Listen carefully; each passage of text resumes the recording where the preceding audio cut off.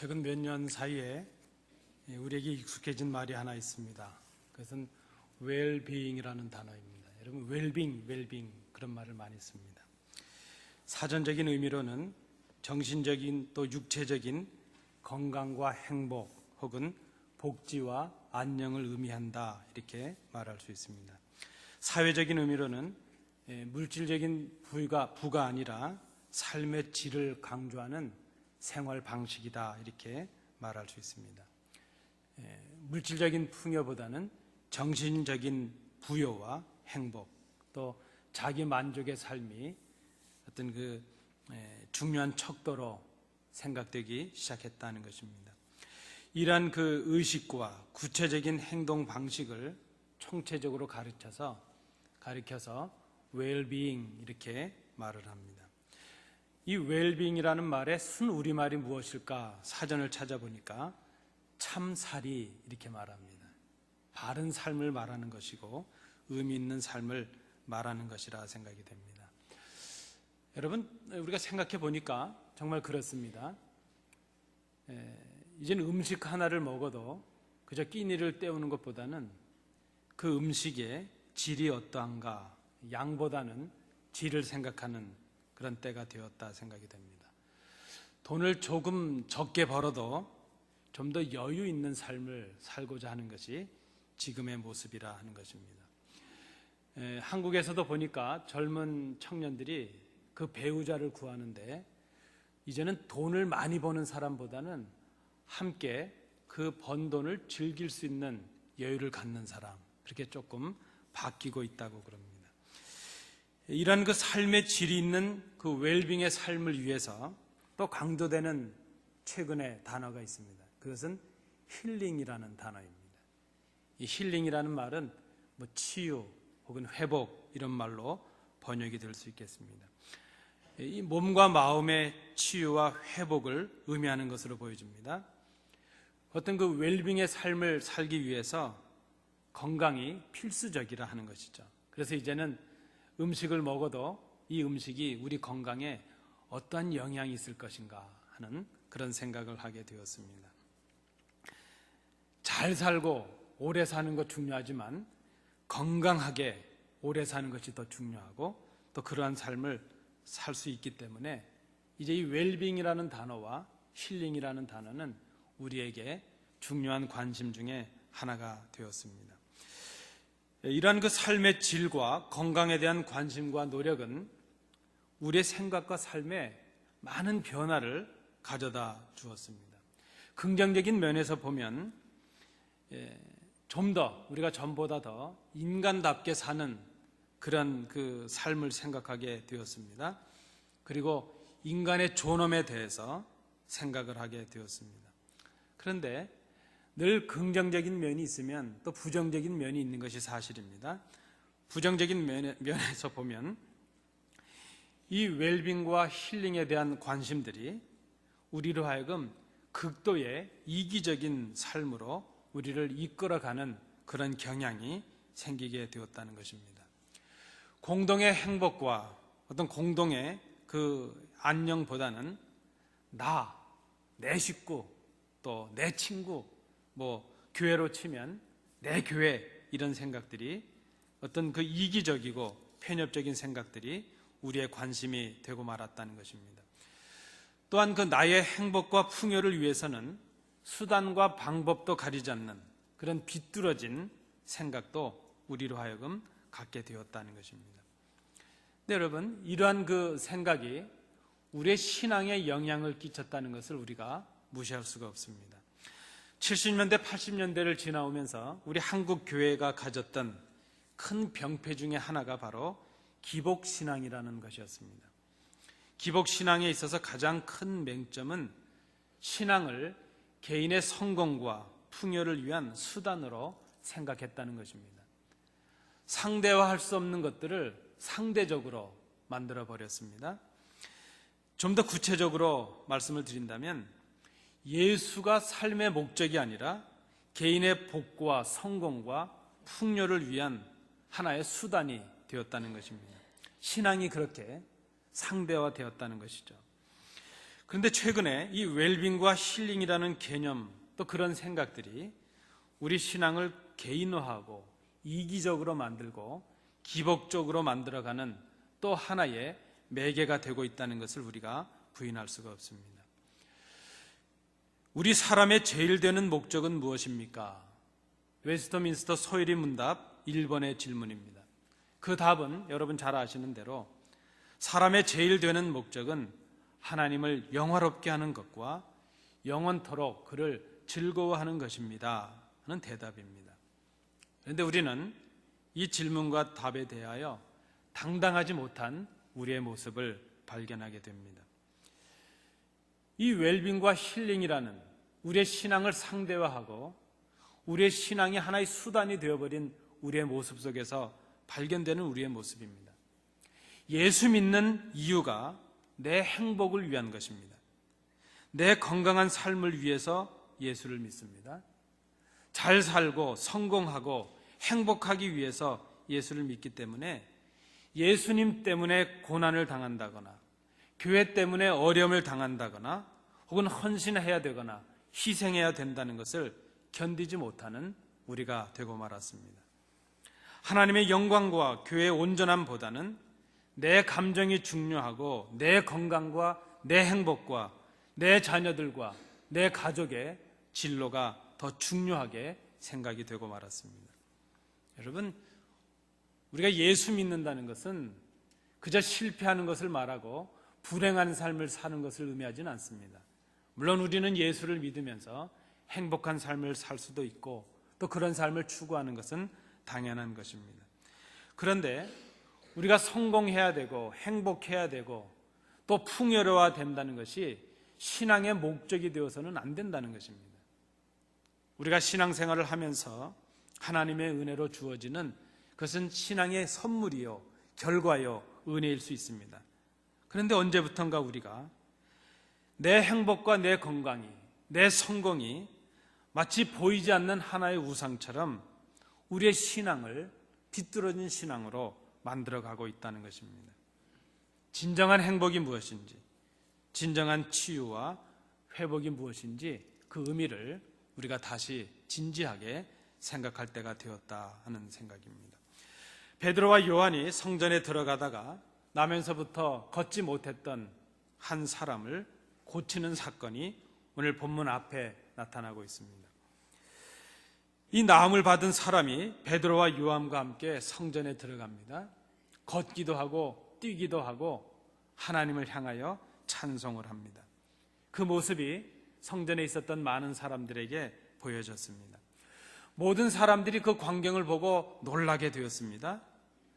40년이 넘도록 요한복음 4장에 보면 그의 나이가 40세가 지났다 그랬으니까 40년이 넘도록 나면서부터 안진뱅이가 되어서 걷지도 못하고 그저 구걸로 자기의 삶을 연명해 가던 이 사람이 지금 제 발로 걷기도 하고 뛰기도 하고 자기 입술을 열어서 하나님을 찬송하는 그런 일을 했습니다. 그 모습을 보았던 사람들이 다 놀라게 되었습니다. 이제 베드로는 그 광경을 보고 놀라서 모인 사람들 앞에서 그 사건의 의미를 설명하고 있습니다.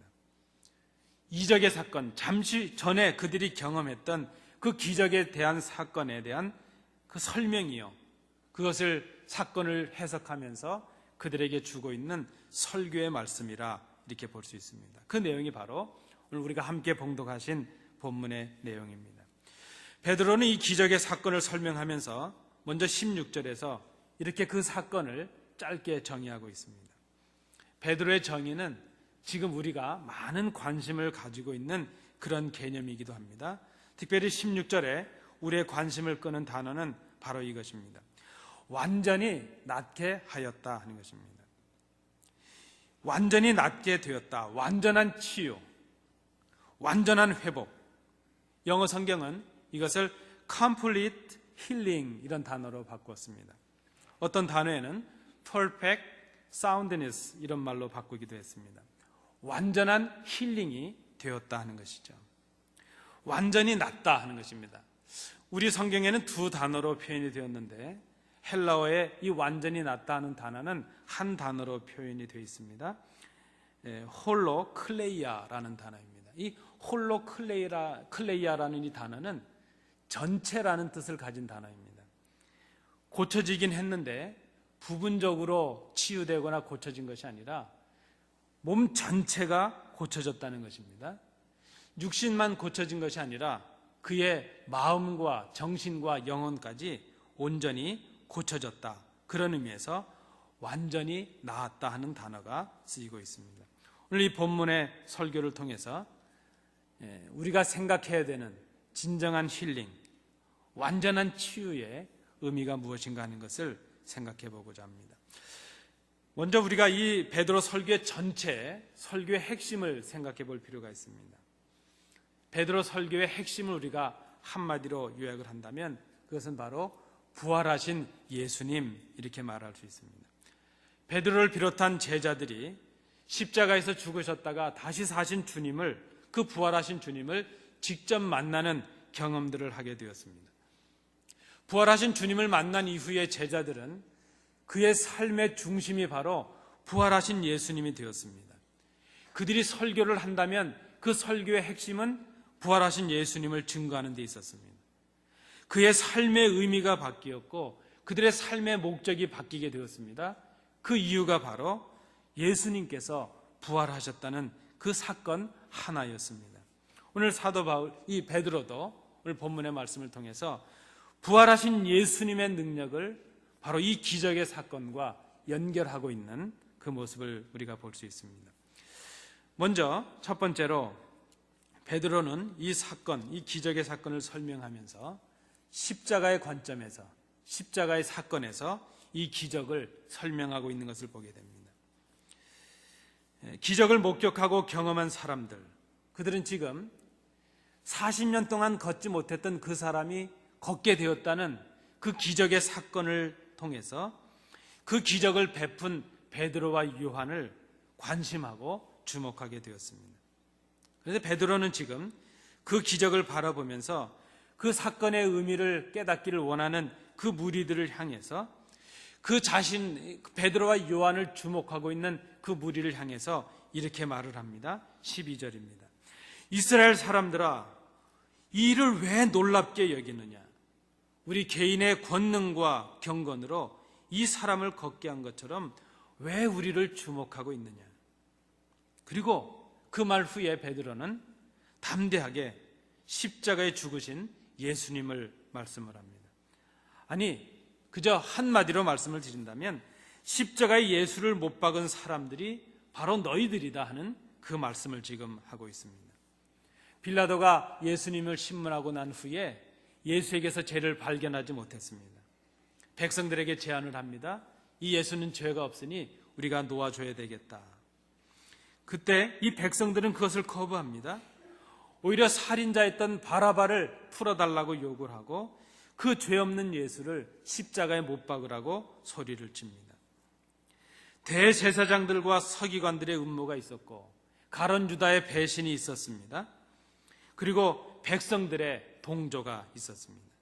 지금 기적을 경험하면서 그 사건의 의미를 깨닫기를 원해서 베드로 앞에 모여있는 그 사람들, 그 무리들을 향해서 베드로가 지금 그렇게 말합니다. 바로 너희가 예수를 십자가에 못 박아 죽인 장본인들이었다 하는 그 말씀을 하고 있는 것입니다. 완전한 치유의 사건, 완전한 그 회복의 사건을 설명하는 베드로가 왜 갑자기 십자가를 말하고 있는 것인가 하는 그 생각을 해봅니다.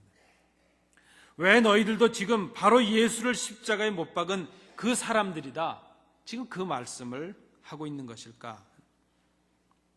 여러분, 십자가를 통하지 않고는 완전한 치유가 없기 때문입니다. 치유는 인간의 노력과 수고로 얻어질 수 있는 것이 아닙니다. 완전한 치유, 완전한 회복, complete healing, 이것은 십자가를 통하지 않고서는 있을 수 없는 것이라는 것입니다. 우리는 그렇게 생각합니다. 치유는 의학의 지혜와 인간의 수고를 통해서 가능할 것이라 생각을 합니다. 그런데 여러분, 완전한 치유는 의학과 과학의 차원이 아니라 신앙의 차원에서 해결될 수 있는 문제입니다. 그래서 베드로는 이렇게 고백하고 있습니다. 우리 개인의 권능과 경건으로 이 사람을 걷게 한 것이 아니었다 하는 것을 고백하고 있습니다. 완전한 치유는 부활하신 예수님의 능력으로 가능하기 때문입니다. 치유의 첫 단계는 그래서 예수님의 십자가 앞에서 내가 죄인임을 고백하는 데서부터 시작이 될 수 있다는 것입니다. 그것은 내가 치료가 필요한, 회복이 필요한 존재임을 깨닫고 고백하는 것입니다.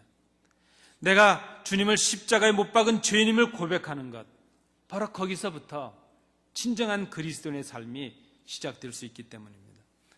여러분, 온전한 힐링을 원하십니까? 여러분, 온전한 행복을 원하고 계십니까? 그렇다면 나를 십자가 앞에 세우는 그 결단이 우리에게 있어야 될 것입니다. 내가 심각한 병에 걸려 있음을 깨달아야 됩니다.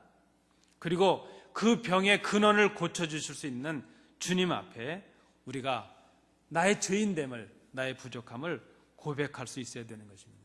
바로 거기에 완전한 치유가 시작될 수 있기 때문입니다. 두 번째로 베드로는 이 기적의 사건을 설명하면서 부활하신 예수님의 능력을 말씀하고 있습니다. 베드로는 이렇게 말합니다. 너희가 죽인 그 생명의 주님을 하나님께서 죽은 자 가운데서 다시 살리셨다. 그 일에 자신을 비롯한 제자들이 증인이 되었다, 이렇게 고백을 합니다. 예수께서 다시 살아나셨다는 것을 그들이 직접 경험했다는 것을 증거하고 있습니다. 너희가 예수를 죽였지만 하나님이 다시 살리셨다. 하나님은 부활하신 예수님이 능력이 되게 하셨다. 이것이 예수님을 경험한 제자들의 신앙이었고 그들의 증거의 핵심이 되었습니다. 이것이 바로 부활 신앙이었다는 것입니다. 이것이 초대교회 제자들과 성도들의 신앙이었습니다. 우리는 죄로 말미암아 죽을 사람들이었습니다. 그러나 하나님께서 예수를 다시 살리신 것처럼 우리도 다시 살게 하실 것이라, 이것을 믿는 것이 바로 부활 신앙입니다. 하나님께서 살리신 예수가 우리를 살게 하실 것이라는 것. 여러분, 이것이 어떻게 가능하게 되겠습니까? 하나님께서 예수를 살리셨다는 것을 믿을 수 있는 사람이 예수님이 우리를 살리신다는 것을 믿을 수 있다는 것입니다. 우리는 이것을 부활신앙이라 이렇게 말합니다. 예수가 우리를 살리시는 능력의 주님이 되셨다는 것, 그것을 믿는 것입니다. 예수님의 이름을 믿는 것이 능력이요, 예수님의 이름을 믿는 것이 신앙입니다. 그 예수께서, 다시 부활하신 예수께서 우리의 죄를 사하시고 우리를 구원하신다는 것을 믿는 것, 부활하신 예수의 이름이 우리의 믿음의 원천이요 우리의 능력의 원천임을 믿는 것, 그것이 바로 부활의 신앙입니다. 베드로는 16절에서 다시 이렇게 말합니다. 그 이름을 믿음으로 그 이름이 너희가 보고 아는 이 사람을 성하게 하였다. 예수로 말미암아 난 믿음이 너희 모든 사람 앞에서 이같이 완전히 낫게 하였다. 여러분, 예수님의 능력은 죽음을 이기신 능력입니다. 그 능력이 40년이 넘도록 일어서보지도 못했던 그 안진뱅이의 삶을 일으켰습니다. 그 사람을 완전히 낫게 한 것이 바로 부활하신 예수님의 능력이었다는 것입니다. 그래서 완전하신 치유는 부활하신 예수를 믿음으로 시작이 될 수 있습니다. 예수를 알지 못하는 사람들에게는, 이 믿음을 고백하지 못하는 사람들에게는 진정한 치유가 있을 수 없다는 것을 우리가 생각합니다. 마지막 세 번째로 베드로는 이 기적의 사건을 설명하면서 이 사건이 과거의 그 사건으로 끝나는 것이 아니라 오늘 우리를 새롭게 하는 사건이라는 것을 증거하고 있습니다. 베드로는 40년이 넘게 걷지 못했던 사람이 고침을 받은 그 기적의 사건이 그 사람만을 위한 사건이 아닌 것을 말씀하고 있습니다. 19절 말씀입니다. 너희가 회개하고 돌이켜 너희 죄 없이함을 받으라. 이같이 하면 새롭게 되는 날이 주 앞으로부터 이를 것이다. 여러분, 새롭게 되는 날, 그날은 주님께로부터 우리가 완전한 나음, 완전한 치유를 받는 그런 날입니다. 그날은 죽을 우리가 새 생명을 입는 날입니다. 병든 우리가 나음을 입는 날입니다. 우리의 상처가 회복되고 우리의 마음이 새로워지는 날, 그날이 바로 주님께로부터 새로움을 받는 그 날입니다. 그런데 그 사건, 그 고침의 사건과 그 날이 과거에 그때로 끝나버린 것이 아니라 오늘을 살아가는 우리들에게도 가능하다 하는 것입니다. 그 이유는 부활하신 예수님께서 그때뿐만이 아니라 지금도 살아계셔서 우리와 함께하고 계시기 때문입니다. 그때 부활하셨던 주님은 여전히 지금도 부활하신 주님으로 우리와 함께하고 계시기 때문입니다. 그래서 그때 그 안진뱅이가 믿은 그 이름, 그 예수의 이름을 부르는 지금 우리들에게도 그 예수님의 능력이 그대로 임하게 된다는 그 말씀입니다. 우리가 예수 이름을 부를 때에 주님의 능력이 우리에게 임하게 됩니다. 예수님의 이름을 부르며 그 말씀에 순종하는 그곳에 주님의 능력이 임하게 되는 것입니다. 여러분, 이것이 바로 오늘을 살아가는 우리들에게 필요한 부활의 신앙이라 하는 것입니다. 여러분, 바른 믿음은 무엇입니까? 그것은 회개하고 돌이키는 믿음이라 말할 수 있습니다. 십자가 앞에 내 자신을 내려놓고 회개하고 돌이키는 자에게 진정한 회복과 치유가 있습니다. 오늘 베드로는 이제 그 백성들 앞에 그들의 잘못에 관해서 이렇게 권면을 하고 있습니다. 너희들이 하나님을 알지 못하고 주님을 알지 못해서 죄를 지었다, 그렇게 말씀을 합니다. 알지 못해서 주님을 십자가에 못 박았습니다. 하나님의 사랑을 알지 못했고 하나님의 구원의 계획을 알지 못했고 주님의 십자가의 희생을 알지 못했기에 그들이 그런 죄를 범했다는 것입니다. 우리가 바른 신앙, 바른 치유를 원한다면 하나님을 알지 못한 우리의 그 무지를, 주님의 그 희생과 헌신을 깨닫지 못한 우리의 무지를 우리가 고백해야 된다는 것입니다. 하나님을 알지 못했고 주님의 마음을 알지 못했기에 우리가 죄인이 되고 말았습니다. 십자가에 죽으신 예수를 하나님이 살리셨음을 믿지 못했습니다. 그리고 그 예수가 지금 나와 함께하고 계신 것을 우리 삶 속에서 우리가 믿지 못했다는 것입니다.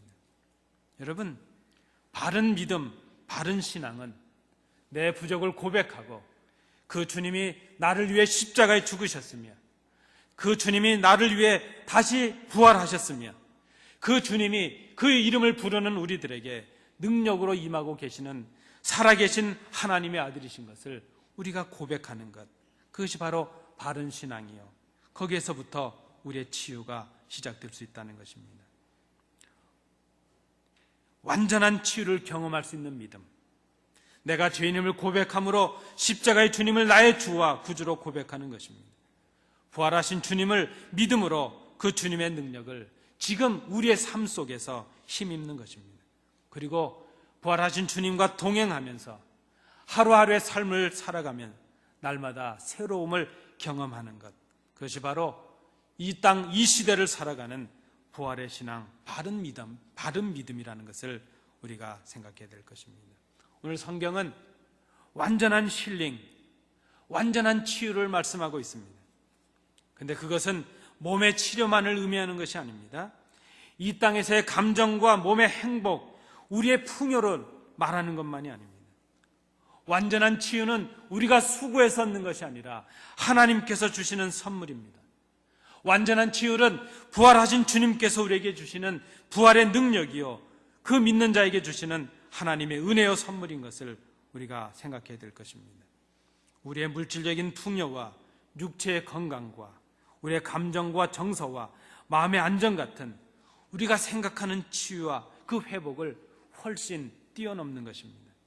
그러므로 여러분, 예수님을 모르면 완전한 치유가 없습니다.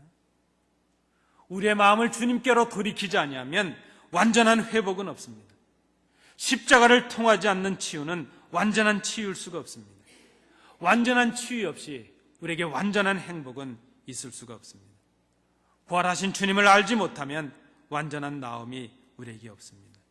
지금 우리가 십자가의 주님 앞에 우리의 부족을 고백함 없이, 지금 우리가 부활의 주님을 믿는 그 부활의 신앙이 없이는 진정한 행복과 진정한 회복과 진정한 치유는 없다는 것입니다. 여러분, 저는 이렇게 말씀의 결론을 맺습니다. 힐링은 웰빙의 문제가 아닙니다. 그것은 우리의 수고나 의학이나 과학이나 운덕이나 식이요법의 문제가 아니라는 것입니다. 웰빙과 힐링은 신앙의 문제요, 믿음의 문제입니다. 주님을 다시 만나는 날, 날마다 말씀을 통해서 주님 앞에 순종하는 날, 주님의 십자가 앞에 엎드려 나의 부족을 고백하는 날, 그날은 날마다 우리가 새롭게 되는 날입니다. 이 날은 미래에 오는 것이 아니라 지금 이 순간 우리 자신을 십자가 앞에 세우고 우리의 십자가에 죽으셨다 부활하신 그 주님을 우리의 결단으로 고백하고 믿고 나아갈 때, 그때 바로 온전한 치유와 회복이 열리게 됩니다. 그날은 우리가 경험하는 늘 새롭게 되는 새로운 날인 것을 우리가 생각합니다. 이 은혜의 말씀을 통해서 늘 새롭게 하시는 주의 능력을 힘입고 진정한 웰빙과 진정한 힐링을 경험하시는 우리 성도들 되시기 바랍니다. 기도하겠습니다.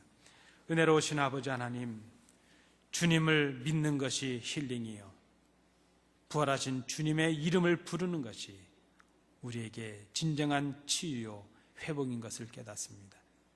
우리가 주님 앞에 우리의 신앙을 바로 세움으로 날마다 새롭게 하시는 그 신비한 경험이 우리 속에 충만할 수 있도록 인도해 주시옵소서. 예수님 이름으로 기도하옵나이다. 아멘.